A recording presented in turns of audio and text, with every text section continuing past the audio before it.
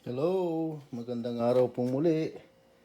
Ito na naman ang mga bagong pitas na gulay galing sa aming bakuran.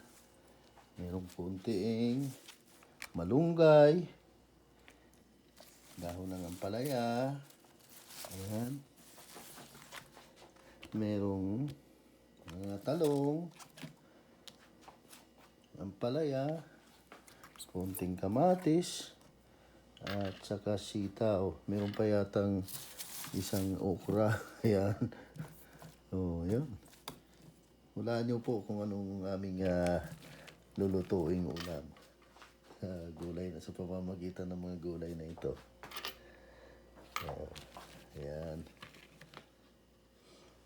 At least,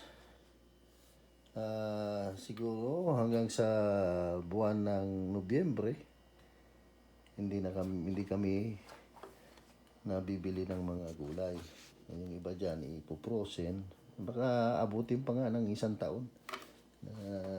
By early next year, meron pa rin kami mga gulay. Yung nga lang, hindi na presko pagdating ng winter.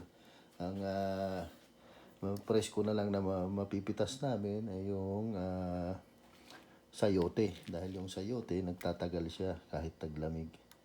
Ayan po. Ayan.